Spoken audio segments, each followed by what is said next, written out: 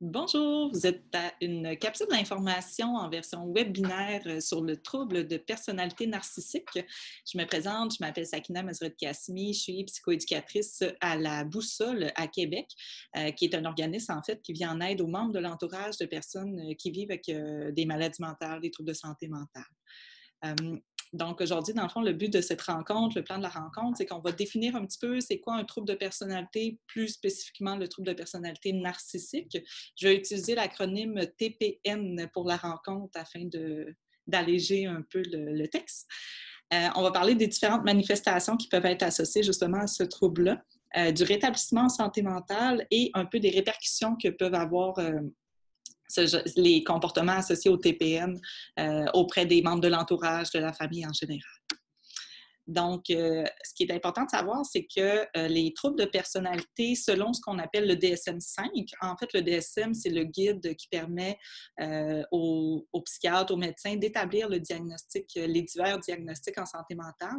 Donc, actuellement, les troubles de personnalité, il y en a 10 selon le dernier DSM en cours, et ils sont répertoriés en 3 catégories, 3 groupes, où des fois, on entend les expressions cluster. Tu sais, si vous avez déjà entendu, mettons, un médecin dire « Ah, votre proche est dans le cluster B », c'est simplement le groupe auquel il est associé. Donc, les 3 groupes, justement, on retrouve le groupe bizarre et excentrique dans lequel se trouvent les troubles de personnalité paranoïaques, schizoïdes, schizotypiques. Dans le groupe C, ce sont plus les personnalités anxieuses et craintives, donc les troubles de personnalité évitantes, dépendantes ou obsessionnelles compulsives. Et finalement, le cluster, le groupe qui nous intéresse, c'est le B, dans lequel on retrouve des troubles de personnalité un peu plus théâtrales et émotives, et dans lesquels on retrouve antisocial, limite, histrionique et narcissique. Ce qu'il faut comprendre aussi, c'est que c'est pas parce que le narcissisme est dans le groupe B avec, admettons, le trouble de personnalité limite que la personne a forcément les symptômes ou les manifestations associées à tout ça. C'est simplement qu'il y a certaines caractéristiques qui les recoupent un peu. Ça peut arriver, oui, mais c'est pas systématique non plus. Donc, c'est vraiment le trouble de personnalité narcissique c'est quand même ses propres caractéristiques qu'on va voir un petit peu plus loin au cours de la vidéo. Donc, dans un premier temps, c'est important de comprendre c'est quoi la personnalité avant de parler d'un trouble de personnalité.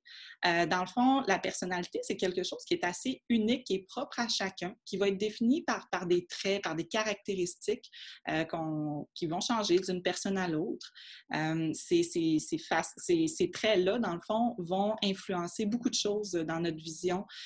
Donc, autant dans la manière d'entrer en relation avec les autres personnes, de percevoir son environnement, de percevoir un peu les émotions des autres, nos propres émotions, ou encore de comment on se voit soi-même en soi. La personnalité, c'est quelque chose aussi qui est stable dans le temps et qui est assez unique. Donc, dans le fond, les troubles de personnalité, de manière générale, ne sont pas diagnostiqués avant l'âge de 18 ans parce que justement, chez les adolescents, on considère que la personnalité est en développement. Donc, normalement, ces diagnostics-là n'arrivent pas avant ce moment-là.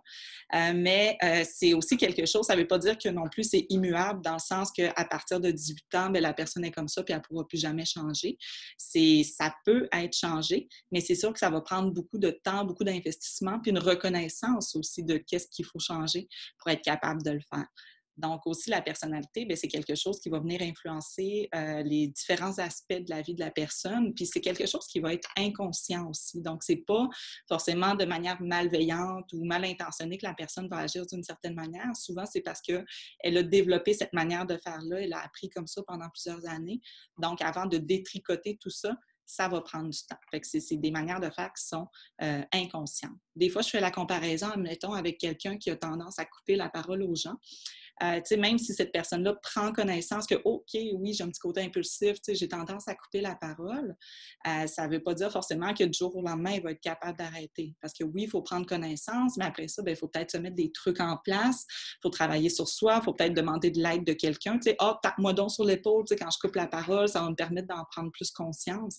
Donc, c'est des choses qui peuvent se modifier, mais c'est sûr qu'il faut une volonté, de la persévérance et se donner le temps de le faire aussi. Dans le fond, la personnalité, comment ça se construit, c'est qu'il va y avoir 2 aspects principaux. On va parler de l'aspect du tempérament puis de l'environnement. Le tempérament, c'est quelque chose qui va être un peu plus inné chez la personne. Tu sais, souvent, on va parler des bébés, mettons, ah, lui, il pleure tout le temps, lui, il est tout le temps content, lui, il a peur des inconnus, lui, il va vers tout le monde. Tu sais, c'est des choses qui vont être quand même propres à la personne dès le plus bas âge. C'est pour ça qu'on va parler aussi d'un aspect un peu génétique ou biologique. Tu sais, c'est pas parce que, bon, mes parents sont de telle manière que je serai systématiquement de la même manière qu'eux, mais il peut y avoir quand même certains traits qui vont être transmis plus sur le plan génétique. Tu sais, un peu comme dans le physique. Là. Tu sais, des fois, on voit des familles, admettons, je dis n'importe quoi, mais tu sais, qui ont tous un gros nez, bien, ça se peut que j'ai plus de prédisposition génétique à avoir moi aussi un gros nez, mais ça se peut que mon frère ait un tout petit nez. Tu sais, c'est ce genre d'aspects comme ça qui vont être présents. Puis ce que la science nous dit aussi, c'est que les gens qui vivent avec un trouble de personnalité, souvent, c'est des personnes qui peuvent plus avoir tendance à avoir une certaine hypersensibilité, un côté impulsif plus développé et une certaine vulnérabilité au stress. Donc, c'est ce qu'on appelle des facteurs de risque. Là. C'est des aspects qu'on peut retrouver sur le plan du tempérament. L'environnement, qu'est-ce qu'on entend par environnement? C'est vraiment les différentes sphères de vie de la personne. Donc oui, ça va être, admettons, le noyau familial, tu sais, bon, la famille immédiate, éloignée, mais ça va être aussi les personnes rencontrées, que ce soit, tu sais, admettons, à l'école, au travail, ça va être le quartier dans lequel la personne vit, ça va être la société dans laquelle elle est, la culture dans laquelle elle est, ça va être aussi les épreuves que la personne va traverser. Fait que l'environnement, c'est pas juste une chose, c'est vraiment un ensemble de choses, c'est un peu la version macro là, de la situation. Donc, la personne, dans le fond, tous ces événements-là de son environnement, tous ces contacts-là vont venir influencer. Donc, le tempérament et l'environnement mis ensemble, c'est ce qui va créer la personnalité unique à chaque personne. Un trouble de personnalité, un TP, de manière générale, ce qu'il faut retenir, là, vraiment, le mot le plus important à retenir de cette vidéo-là, c'est le mot souffrance. Toute personne qui vit avec un trouble de personnalité vit une très grande souffrance. Des fois, on peut se dire que ça n'a pas l'air de ça ou quoi que ce soit, mais je vous confirme que c'est vraiment la base. Parce qu'une personne qui n'a pas de souffrance n'aura pas un trouble de personnalité. On va parler d'autres choses. Donc, c'est sûr qu'il va y avoir une souffrance, puis il va y avoir aussi une perturbation du fonctionnement de la personne. C'est-à-dire que dans différentes sphères de vie, la personne va vivre certains défis, certaines difficultés. On va parler, tu sais, les différentes sphères, ça peut être autant les cognitions, donc les pensées, la manière de voir, d'interpréter, de percevoir des choses. Ça peut être plus sur le plan affectif-émotif, là, la manière de vivre ses émotions, de les gérer aussi au travers de tout ça. Ça peut être dans le plan, dans le fonctionnement interpersonnel, pardon, donc beaucoup dans les relations. Hein, souvent, les troubles de personnalité, de manière générale, là, de narcissique limite ou autre, c'est beaucoup des troubles qu'on va dire relationnels. Tu sais, la relation avec l'autre, que ce soit un employeur, un membre de la famille, dans les relations amicales ou amoureuses, tu sais, il peut y avoir différents conflits ou différents défis là, à relever sur ce plan-là. Et sur le plan du contrôle des impulsions également, ils vont vivre des difficultés particulières souvent, là. Puis aussi, ce qu'il faut prendre en considération, c'est que la personne qui vit avec un trouble de personnalité, c'est qu'elle va adopter des comportements qui ne sont pas attendus dans sa culture. Donc, tu sais, il faut prendre cet aspect-là aussi en considération parce que, tu sais, je vous donne comme exemple, il y a certaines cultures qui vont être plus verbomotrices, plus expressives aussi, tu sais, qui vont parler fort, qui vont être toniques, qui vont utiliser leurs mains, mais tu sais, ça ne veut pas dire qu'ils sont forcément théâtrales. C'est que des fois, c'est dans la culture, c'est une manière de faire, tandis que, tu sais, il y a certaines autres cultures ça va être plus posé. On s'attend à ce que la personne soit plus discrète, calme et posée. Donc, tu sais, ça dépend aussi toujours d'où vient la personne. Donc, ce sont aussi des aspects à prendre en considération lors de l'évaluation d'un trouble de personnalité. Le développement de la personnalité, dans le fond, ça, c'est le Dr Villeneuve, qui est le psychiatre du Faubourg, là, la spécialisation pour les gens qui vivent avec un trouble de personnalité à Québec. Lui, il explique un peu le développement de la personnalité avec 3 tentes, donc un peu des tentes de camping, là, si vous voyez ici. La première personnalité qu'on va dire mature, c'est-à-dire qu'elle a un endosquelette. L'endosquelette, c'est que dans le fond, elle a les ressources internes, donc c'est pour ça que les piquets de la tente, si je peux dire, sont à l'intérieur, pour être capable de passer au travers des différentes épreuves. Chez les personnes qui ont un trouble de personnalité, le Dr Villeneuve, il compare ça un petit peu à un exosquelette. Tu sais, un exosquelette, c'est dans le fond une carapace qui va être extérieure. On retrouve ça chez les crustacés, chez la tortue, tu sais, chez différents animaux invertébrés, bref, qui Donc, on retrouve ça chez différents animaux ou invertébrés qui ont c'est ça, qui ont plus une carapace externe. Chez les gens qui vivent avec un TP, dans le fond, les différentes lignes que vous voyez, c'est un peu comme des piquets de tente. Donc, les cordes qui tiennent et les piquets au sol. On pourrait qualifier, dans le fond, les différents piquets, admettons, je ne sais pas moi, un travail, ça peut être une relation amoureuse, ça peut être un entraînement sportif bien présent. Ça peut être, bref, différents aspects de la vie de la personne, mais qui vont être comme externes à elle-même. Fait que souvent, ce qui arrive, c'est que les gens qui vivent avec un trouble de personnalité, quand ils vont vivre quelque chose de plus difficile, admettons, une perte d'emploi, une rupture amoureuse, quoi que ce soit, ben, d'enlever un de ces piquets-là, c'est l'attente au complet qui s'écrase. Puis c'est souvent dans ces moments-là où est-ce qu'ils sont justement plus vulnérables, où est-ce que là, ils peuvent rentrer dans des périodes qu'on va dire un peu plus de crise, là, où est-ce que ça va moins bien, puis que, tu sais, je veux dire, personne aime vivre une rupture amoureuse, par exemple. Tu sais, c'est toujours des moments qui peuvent être difficiles, mais ça ne veut pas dire que forcément toute ma vie va être désorganisée à ce moment-là. Mais chez les personnes qui ont un trouble de personnalité, souvent, le fait de perdre un de tes piquets, ça va vraiment déstabiliser la vie de la personne au complet. Donc, c'est un peu ça. Tu sais, des fois, quand j'explique cet aspect-là, les gens font comme « OK, c'est pour ça que quand il s'est passé tel événement, tout a viré de bout en bout, mais je ne comprenais pas pourquoi. » Bien, c'est un peu ça. C'est que souvent, ça tient un peu justement à un piquet. Donc, quand il y en a un qui part, c'est l'ensemble de la situation qui va partir. En santé mentale, on va parler de facteurs de risque. En santé physique aussi, en fait, là, dans le sens, c'est qu'il n'y a pas de cause à effet. T'sais, admettons, c'est pas parce que mon père a un trouble de personnalité narcissique que moi, systématiquement, j'en aurai un. C'est la même chose en santé physique. Admettons que, je sais pas, moi, tout le monde a des problèmes cardiaques dans ma famille.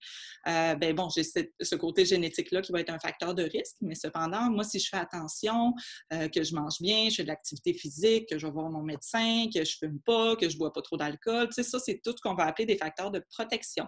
Donc, des choses qui vont venir me protéger, même si j'ai certains facteurs de risque qui peuvent être présents. Fait que les facteurs de protection, il y en a aussi en santé mentale. Ça peut être des choses comme avoir une bonne estime de soi, d'avoir une capacité d'autodérision, d'être capable de demander de l'aide quand on en a besoin, ou encore d'avoir un bon réseau de soutien. Ce sont tous des exemples, dans le fond, de facteurs de protection. Et ce qui arrive, c'est que souvent, une personne qui va développer un trouble, c'est un peu une balance entre le nombre de facteurs de risque présents et le nombre de facteurs de protection. Et quelque part au milieu, je vous dirais qu'il y a ce qu'on appelle la résilience, donc la capacité pour une personne de rebondir malgré des situations vraiment difficiles sans forcément avoir de conséquences de difficultés majeures. Fait que dans le fond, ce qui est important de retenir ici, c'est qu'il n'y a pas de cause à effet. Les facteurs de risque, ce sont des exemples, c'est des choses que, la littérature scientifique nous dit, mais ce n'est pas systématique non plus. Fait que sur le plan neurobiologique, c'est un petit peu ce que je vous parlais tantôt avec le tempérament. Tu sais, c'est des personnes qui peuvent être justement plus vulnérables au stress, qui peuvent avoir une hypersensibilité. Tu sais, c'est des aspects un petit peu comme ça qu'on peut retrouver comme facteurs de risque. Dans les facteurs sociaux, on va retrouver tout ce qui est, admettons, ça peut être des personnes qui ont vécu de l'intimidation, du rejet, de l'exclusion, tu sais, des périodes plus difficiles comme ça. Ça peut être aussi des fois qu'il y a eu une demande très, très forte dans l'enfance, l'adolescence, tu sais, des demandes, des exigences scolaires, musicales, sportives, autres, très élevées, mais sans avoir la valorisation nourrissante qui va venir avec. Fait que, tu sais, qu'un jeune performe dans une discipline, c'est bien correct, mais il faut qu'il y ait une valorisation qui vienne avec, parce que sinon, c'est là que ça perd un petit peu son sens. Fait que ça peut être un aspect comme ça. Ou dans les facteurs psychologiques, ce qu'on va retrouver, c'est tout un peu ce qu'on appelle les expériences d'adversité. Donc, tous les événements plus difficiles pour la personne, oui, ça peut être des abus, des traumatismes, des choses plus intenses, mais des fois aussi, c'est dans la manière, pardonnez-moi, de percevoir la situation. Donc, il y a tous ces aspects-là, justement, qui vont venir jouer. Fait que je réitère, c'est important de retenir que les facteurs de risque, ce ne sont pas de cause à effet. Il y a des gens qui ont les pires parents de l'univers, là, si vous me prêtez l'expression, mais qu'ils vont s'en sortir très bien dans la vie. Fait que, tu sais, c'est pas la faute de personne si quelqu'un dans votre entourage a développé un trouble de personnalité ou autre. C'est vraiment une multitude de facteurs qui viennent influencer le développement ou non d'un trouble de personnalité. Le trouble de personnalité narcissique, on va rentrer un peu plus dans le vif du sujet. Dans le fond, juste un bref aparté sur le fait que narcissique vient du terme narcisse qui était dans la mythologie grecque. Faire une histoire courte, dans le fond, Narcisse est un être d'un très grand charme, d'une très grande beauté, qui est admiré de tous et de toutes, mais qui était un peu indifférent justement aux réactions, aux commentaires des gens. Puis il y a une déesse qui a voulu venger justement certaines des victimes là, de Narcisse, si je peux le dire, et qui lui a jeté un sort qui a fait en sorte que le jour où Narcisse est allé s'abreuver dans un étang, il a vu son reflet et il est tombé en pamoison devant lui-même, au point de rester sur le bord de cet étang-là jusqu'à la fin des temps. Donc, c'est un peu aussi d'où vient le nom de la fleur Narcisse qui pousse justement en bordure des cours d'eau, des étangs notamment. C'est un peu, dans le fond, le terme narcissique, on comprend que c'est quelqu'un qui s'aime beaucoup, qui était très centré sur lui-même. Donc, d'où un peu le nom du terme du trouble de personnalité narcissique. Le narcissisme n'est pas forcément uniquement mauvais ou pathologique. En soi, le narcissisme peut être sain. Ça permet d'avoir la confiance, l'estime de soi nécessaire aussi des fois pour atteindre certains buts, certains idéaux ou encore pour passer au travers des épreuves de la vie, là, dans le sens, des fois, il faut être un petit peu centré sur soi pour être capable d'avancer face à divers défis. Lorsqu'on va parler de narcissisme, qu'on va dire pathologique, c'est vraiment lorsque ça prend trop de place. Là. Tu sais, que la personne a un sentiment de grandiosité vraiment présent, qui a vraiment un très grand investissement de soi. Tu sais, d'avoir un côté un peu, je dirais, égoïste, c'est pas mauvais parce que des fois, c'est essentiel même pour notre survie ou quoi que ce soit, mais c'est quand tout est centré sur la personne puis qu'il n'y a pas de place pour les autres, c'est là que ça devient plus problématique. Puis il y a souvent aussi un manque d'intérêt et d'empathie pour les autres. Donc ça, dans les relations interpersonnelles, c'est difficile parce que si tu n'es pas capable de te mettre un peu à la place de l'autre, hein, c'est ça l'empathie, c'est sans vivre l'émotion de l'autre, c'est d'être capable de se mettre à sa place pour comprendre l'émotion vécue par l'autre, bien, ça crée justement un peu des relations inégales ou plus difficiles à entretenir, là, si je peux dire. Puis il y a aussi une recherche d'admiration, d'approbation là, au travers de tout ça. Donc, c'est là qu'on va parler plus de narcissisme pathologique. De manière générale, dans le fond, c'est que le DSM-5 dont je parlais un petit peu plus tôt, c'est que le DSM a ciblé une liste de 9 critères pour identifier un petit peu une personne qui vit avec un trouble de personnalité narcissique. Il ne faut pas un 9 sur 9 pour avoir ce genre de diagnostic-là. Normalement, il faut comme 5 critères sur 9 pour dire que la personne a un trouble, mais des fois, ça se peut que vous entendiez parler aussi de traits narcissiques. La différence, c'est que la personne va coter, je vous dirais, sur moins de 5 critères. Donc, il va y avoir certaines choses de présentes, mais ce n'est pas forcément la majeure non plus. Puis, il faut se rappeler aussi que tout ce qui est trouble de personnalité, c'est basé sur des traits qui sont humains. Donc, c'est normal aussi des fois de se reconnaître à certains endroits ou de se dire « Ah, ben tu sais, moi, je suis un peu le même, coudonc, je suis narcissique. » Pas forcément, ce sont des traits humains. Lorsque ça devient problématique, c'est justement quand on en a plusieurs ou que ça amène une souffrance, puis comme je disais tantôt, des défis au plan du fonctionnement de la personne. Fait que, si vous vous reconnaissez, ça va, là. C'est pas la fin du monde non plus. Fait que les principales manifestations qu'on peut retrouver, en fait, chez une personne qui vit avec le trouble de personnalité narcissique, ça va être un peu un aspect de fantaisie, de succès illimité, de pouvoir, de splendeur, de beauté ou d'amour idéal. Dans le fond, la personne, c'est pas forcément qu'elle est admettons, d'une très grande beauté, mais elle va être convaincue qu'elle l'est. Ils vont un peu se convaincre de certains aspects. Donc, c'est ça, ces fantaisies-là, ça peut être exagéré là, par la personne. Ça peut être des personnes aussi qui vont se considérer comme très spéciales et uniques. Donc, tu ne peux pas me comprendre parce que tu n'es pas assez ci, tu n'es pas assez ça. Tu n'es pas assez intelligent, tu n'es pas assez cultivé. C'est pour ça que tu ne me comprends pas parce que dans le fond, c'est juste des personnes de très haut niveau qui peuvent la comprendre. C'est un peu l'impression qu'ils peuvent avoir. Ça peut amener certains comportements qui vont être à tendance arrogante ou hautaine, malheureusement. Ça vient un petit peu avec un ego là, démesuré. la personne peut utiliser, c'est pas systématique, là, je tiens à le souligner, autrui, donc l'entourage ou en tout cas les personnes autour d'elle pour parvenir à ses propres fins. Les propres fins, ça peut être sur des plans, mettons, professionnels aussi, c'est pas forcément dans une relation amoureuse, amicale ou familiale, là, ça peut être dans différents aspects. Donc, vu qu'ils ont moins d'empathie souvent, bien, ils vont peut-être avoir moins de culpabilité des fois à utiliser un petit peu les gens autour d'eux. C'est ce qu'il faut retenir. Il y a un besoin, en plus, ça c'est un peu, tu sais, à l'inverse, parce qu'on se dit, mon Dieu, il se pense, cette personne-là peut se penser très au-dessus des autres, mais en même temps, ils ont un grand besoin d'être aimés, d'être admirés. Donc aussi, il va y avoir un côté des fois de charme pour recevoir justement cette admiration-là, parce qu'ils n'ont pas forcément les comportements ou les compétences pour avoir une grande admiration, mais ils vont aller le chercher d'une manière ou d'une autre. Il y a ce besoin-là qui est présent. Fait qu'ils ne réussissent pas toujours à le combler. Des fois, c'est pour ça qu'ils sont plus dans leur fantaisie, mais c'est quand même quelque chose qui est présent là, souvent chez les personnes qui vivent avec le TPL. Ils peuvent penser également, le TPN, pardon, ils peuvent penser également que tout leur est dû. Hein? Donc, tu me dois ou je dois recevoir ça parce que c'est moi. Donc, ça peut être difficile aussi des fois à gérer dans les relations. Donc, je le dis un petit peu plus tantôt, là, le sens grandiose de sa propre importance. Ils se mettent en quelque sorte sur un piédestal. Le manque d'empathie, j'en ai déjà parlé un petit peu, donc difficile là, de se mettre dans la peau de l'autre. Et ils peuvent envier les autres et souvent, ils vont croire aussi que les autres les envient. Fait que, c'est ça, c'est que les relations vont être difficiles. Comme je disais tantôt un petit peu, c'est difficile d'être égal à égal quand on a ce genre de dynamique-là ou de comportement-là. Fait que c'est pas impossible d'avoir une relation avec quelqu'un qui vit avec un TPN, mais ça amène quand même des défis là, assez particuliers. J'aime bien cette section-là parce que la section précédente, on est beaucoup dans le négatif, veux pas, les aspects plus difficiles.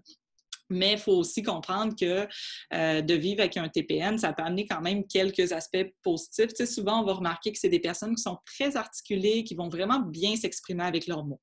Est-ce qu'ils utilisent toujours cette qualité-là à bon escient? Pas forcément, mais c'est quand même quelque chose là, qui est souvent assez caractéristique chez ces personnes-là. Ils vont aussi apprécier les défis, prendre plaisir à accomplir des choses. Hein? Ils aiment ça avancer, ils aiment ça être admirés. Donc aussi, ça peut être des personnes très productives sur ce plan-là, ce qui peut être positif.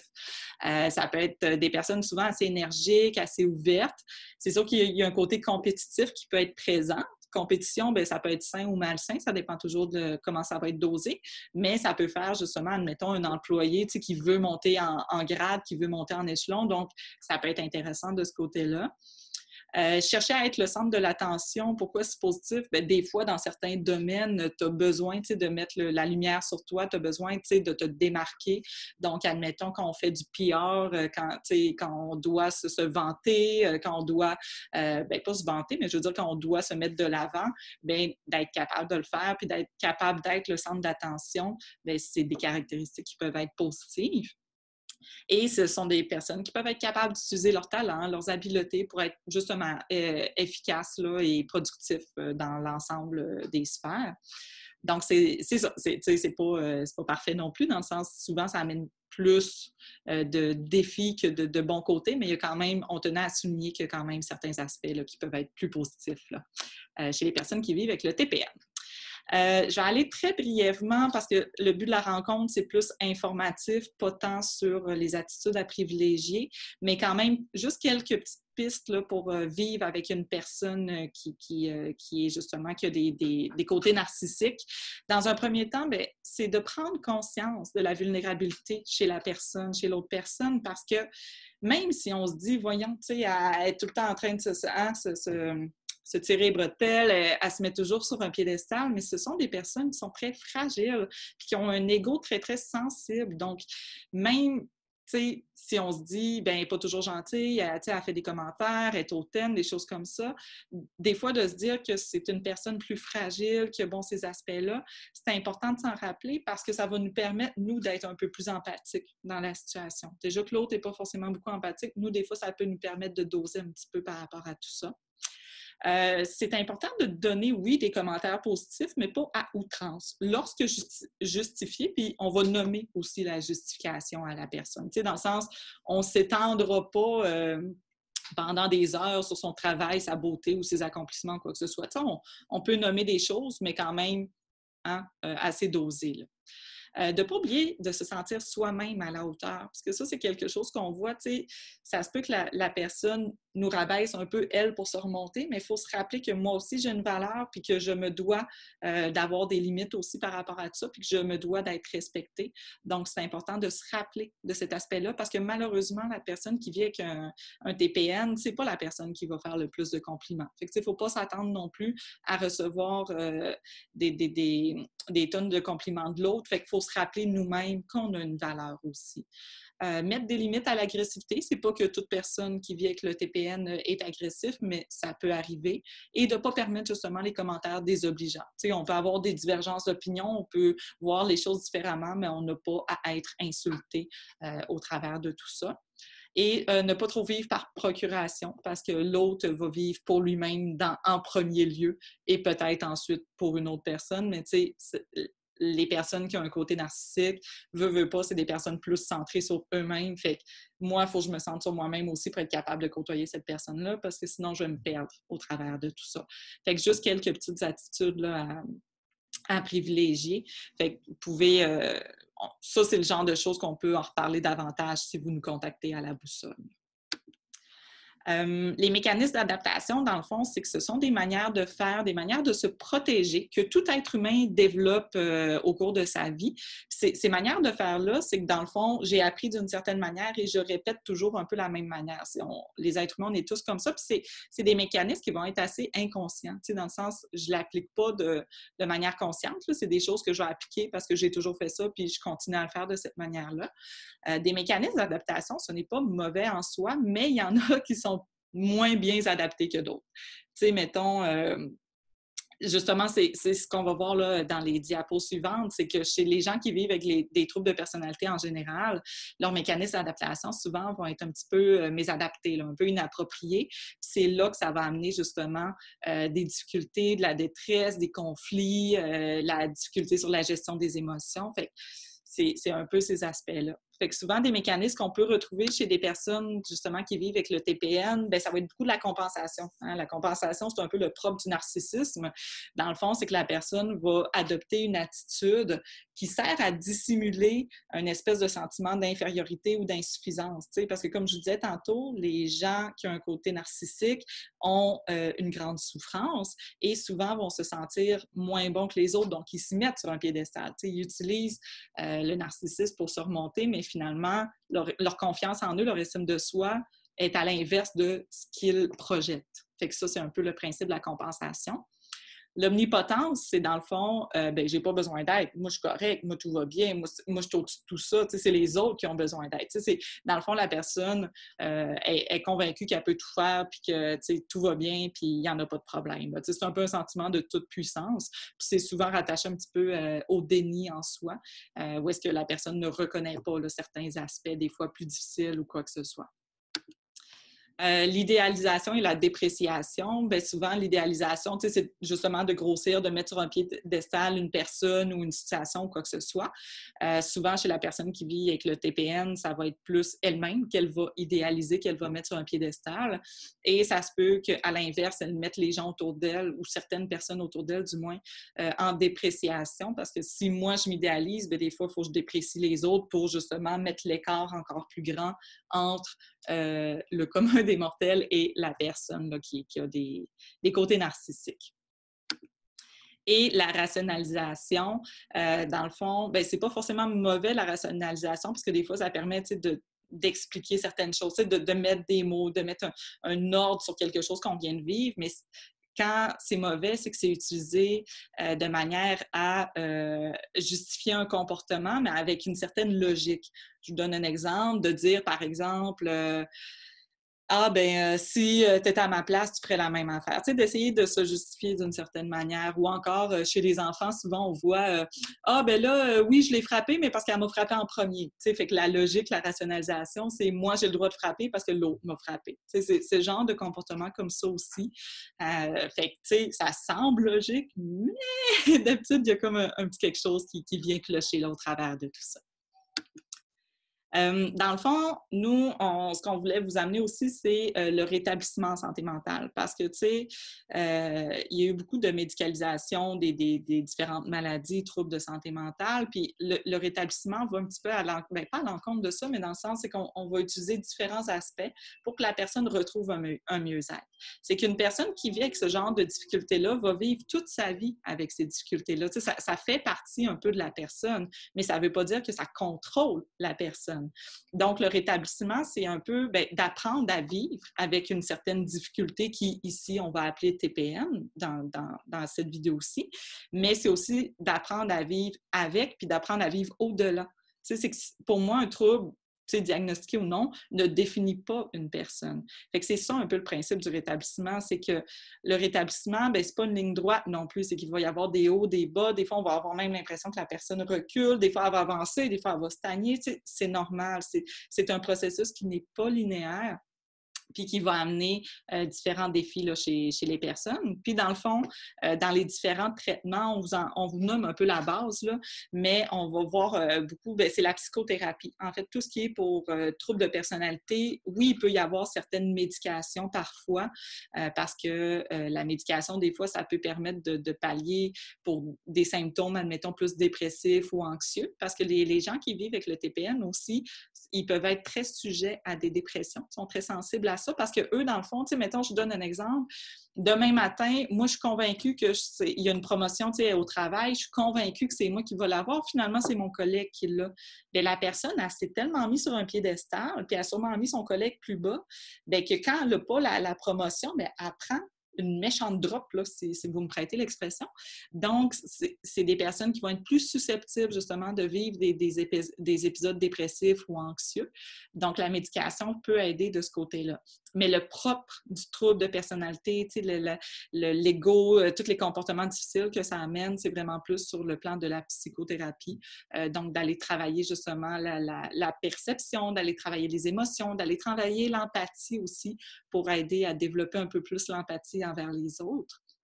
Et l'hospitalisation, dans le fond, c'est des choses qui sont possibles, mais ce qu'il faut savoir, c'est que l'hospitalisation est toujours de la plus courte durée possible. Fait que, une personne qui rentre en urgence à l'hôpital, elle ne rentre pas pour faire une thérapie à l'urgence. Elle va rentrer, le temps d'être stabilisée, s'il y a des propos inquiétants ou quoi que ce soit, puis elle va ressortir, puis les services vont se donner habituellement plus en externe.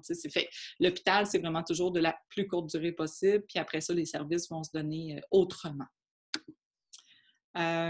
Donc, le rétablissement, j'en parlais déjà un petit peu, mais c'est ça, c'est un peu la recette Ricardo là, du rétablissement. C'est que l'important, c'est qu'il faut que la personne ait espoir, de pouvoir se rétablir, de pouvoir changer, s'améliorer. Fait que, c'est super quand les membres de l'entourage ont espoir en la personne, mais il faut vraiment que ça vienne d'elle-même là, dans un premier temps. Il peut y avoir aussi une redéfinition de l'identité, hein, surtout chez les personnes qui ont un trouble de personnalité narcissique. Je veux dire, ils se mettent, ils projettent une image d'eux autres, mais qui n'est pas la vraie image. Donc, de se redéfinir au travers de tout ça, ça va faire partie aussi du processus. La découverte d'un sens à la vie, ça a l'air bien philosophique, mais des fois, c'est de remettre certaines choses en question, des fois, certaines relations, certaines habitudes, etc. Donc, des fois, ça vient changer beaucoup de choses. Et ce qu'il faut se rappeler, c'est que la personne est porteuse de son rétablissement. Même si tu as la meilleure équipe au monde, que tu as les meilleurs proches au monde, elle a la responsabilité de son rétablissement. On ne peut pas se rétablir pour quelqu'un d'autre. Donc ça, elle doit le porter et ça appartient littéralement à la personne. Par la suite, c'est sûr que de vivre avec une personne qui a un trouble de santé mentale de manière générale, ça a des répercussions sur la famille, sur l'entourage. Souvent, ce qu'on entend à la boussole, c'est que les personnes vont vivre un peu des étapes de deuil. Un deuil, c'est pas juste de perdre physiquement une personne, ça peut être de perdre justement un type de relation qu'on espérait, développer des attentes envers une relation. Ça peut être différentes choses comme ça. Donc, les différents deuils vécus vont beaucoup être en lien avec les attentes de tout un chacun face à leurs proches. Ce qu'il faut savoir aussi, c'est que chacun a son rythme, chacun a le droit d'avoir son opinion. Fait que admettons qu'on a une famille, le père, la mère puis la sœur ne réagiront pas forcément de la même manière ni à la même vitesse, et c'est correct parce qu'on n'a pas à tous être pareil. Puis votre relation est unique aussi avec la personne concernée, donc vous n'avez pas à le vivre de la même manière que d'autres personnes de votre entourage, là, le cas échéant. Puis des fois, ben c'est ça, il faut comme se repositionner, il faut un peu se redéfinir dans la relation. Tu sais, des fois, si moi, c'est mon parent, ben tu sais, peut-être que je me sens plus vraiment comme l'enfant. Ou tu sais, des fois, dans les conjoints-conjointes, il y en a qui vont se dire « Ah, ben tu sais, je me sens pas comme une conjointe, tu sais, je me sens plus comme l'infirmière, je me sens comme ci, comme ça. » Tu sais, des fois, ça amène des rôles. Fait qu'il faut comme se redéfinir au travers de tout ça, puis se questionner sur moi, c'est quoi le rôle que je veux avoir auprès de cette personne-là, puis qu'est-ce que je suis prête ou pas à accepter au travers de tout ça. Et ça amène, je vous l'ai dit là, dès le début, les gens qui ont un trouble de personnalité, moi, je qualifie ça beaucoup de troubles de relationnels. Donc, dans les diverses relations familiales, conjugales, amicales, professionnelles, ça amène des défis là, au travers de tout ça. Et c'est de se rappeler aussi que chaque famille est différente, puis, tu sais, il n'y a pas de solution magique, il n'y a pas de recette facile dans ce genre de situation-là. Fait que c'est de prendre le temps de s'outiller puis de trouver qu'est-ce qui va fonctionner pour nous uniquement, là, pas forcément de la même manière que le voisin l'a vécu, par exemple. Dans les réactions que vous pouvez avoir aussi, je vous dirais, ben, nommez-moi une émotion, puis vous avez le droit de l'avoir. Par contre, à la boussole, un des mots que j'entends le plus, c'est l'impuissance. Et c'est tout à fait normal parce que les gens qui viennent à la boussole, ils viennent en lien avec une tierce personne. Fait que c'est sûr que vous ne pouvez pas avoir le plein pouvoir sur la vie de votre proche. Tu sais, sa vie lui appartient, vous en faites partie, vous interagissez avec cette personne-là, mais c'est sa vie. Donc, l'impuissance vécue est tout à fait normale parce que c'est pas votre vie à vous uniquement. Fait que le pouvoir qu'on a, c'est sur nos attitudes et nous, comment on agit, pas sur les comportements de l'autre. J'ai des gens qui vont vivre de la colère aussi, de la peur, de la confusion. T'sais, on ne sait pas trop. Des fois, c'est le premier contact aussi en lien avec la santé mentale. On est inquiet. J'ai beaucoup de personnes qui vont vivre une grande culpabilité, notamment les parents, mais pas uniquement. Mais les parents ont une très bonne tendance à se culpabiliser. J'ai pas assez fait, j'ai trop fait, j'aurais dû faire, j'aurais pu faire. Tu sais, toutes les excuses sont bonnes, là, rendues là. Un sentiment d'incompétence. Hein. Des fois, j'en ai qui me parlent d'un échec même, tu sais, qui ont l'impression qu'ils ont raté quelque chose. De la honte aussi. Hein? Excusez-moi, mais parler de santé mentale en 2020, même s'il y a de plus en plus de déstigmatisation, ça reste encore tabou sur plusieurs plans. Donc, on n'en parle pas comme on parle de nos enfants, mettons, qui ont gagné la Coupe de soccer en fin de semaine. Là. Il y a un sentiment de honte qui peut être associé à ça. Je vois aussi beaucoup de personnes je rencontre des gens qui sont eux-mêmes dans un état d'épuisement, voire de dépression, qui ont des symptômes anxieux, qui sont découragés, qui sont épuisés. Là, ça, là, pour moi, c'est faites attention parce que vous avez peut-être déjà entendu l'expression, mais dans les avions, quand les masques à oxygène tombent, il faut qu'on mette son masque à soi avant de le mettre à la personne à côté. Puis ça, c'est important de s'en rappeler parce que si vous vous épuisez ou si vous tombez vous-même en dépression, bien, vous ne serez plus utile, ni pour vous, ni pour votre proche, ni pour les autres personnes autour de vous. Donc, c'est important de continuer à trouver des moyens pour prendre du temps pour soi puis trouver un équilibre dans la relation, même si des fois, il y a des défis là, particuliers. J'ai des gens aussi qui sont dans l'hypervigilance, dans le surengagement, la surprotection. Ça, on le voit beaucoup quand les personnes ont eu des propos suicidaires ou ont déjà fait des tentatives de suicide, par exemple. On est comme plus alerte, donc on a peur que... puis c'est normal jusqu'à un certain point, mais justement, ça peut amener des comportements d'hypervigilance. J'en ai aussi qui se détachent, qui sont plus capables, qui sont au bout du rouleau, qui sont irrités, que ils veulent plus rien savoir, qui veulent juste quitter la situation parce qu'ils ont l'impression d'être pris au piège. Puis souvent, c'est pas une question d'amour, c'est juste que, rendu là, les personnes souvent ont dépassé beaucoup leurs limites. Fait que, avant d'en arriver là, c'est pour ça que c'est important d'essayer de trouver un certain équilibre. Puis j'ai beaucoup de personnes aussi qui vont avoir du ressentiment à l'égard du système de santé, des policiers. Ça peut être envers la fameuse confidentialité, je ne peux plus rien savoir, des choses comme ça. Donc, d'être exclu, dans le fond, de tout ce qui est les soins qui peuvent être donnés à la personne concernée. Et la difficulté à trouver la bonne distance dans la relation. Ça, j'insiste, là, mais c'est une danse, hein? C'est de trouver justement l'équilibre au travers de tout ça pour être bien, peut-être pas au mieux, mais quand même confortable dans cette relation-là de part et d'autre. Puis des fois, ça amène à poser ou à faire des actions ou à avoir des comportements qui sont peut-être pas comme d'habitude ou pas comme ce qu'on est habitué de faire, mais à un moment donné, des fois, c'est de se dire aussi, je peux continuer à faire de la même chose, mais ça risque de rester la même chose. C'est Einstein qui nous disait justement, la folie, c'est de refaire toujours la même chose et d'espérer un résultat différent. Donc, tu sais, c'est justement de se dire que des fois, il y a certains patterns qui sont établis, comment essayer de les briser, comment essayer de les changer. Fait que c'est un petit peu ça au travers des réactions. Vous avez ici, dans le fond, les différents documents ou sources qui ont été consultés afin de monter la présentation d'aujourd'hui. Et finalement, juste vous dire, c'est ça, la boussole, on est un organisme vraiment qui est là pour les proches. On est là pour vous informer, vous outiller, vous accompagner dans la relation avec votre proche. Vous pouvez nous trouver sur Facebook, Instagram, LinkedIn. On a une infolette également que vous pouvez vous abonner gratuitement. Le meilleur moyen de nous joindre, c'est vraiment le téléphone. Sinon, vous pouvez nous écrire également. Donc, sur les heures de bureau, ce sont les intervenantes qui répondent aux appels. Et en dehors des heures de bureau, on a également des bénévoles, donc le soir, la nuit, la fin de semaine, qui font de l'écoute.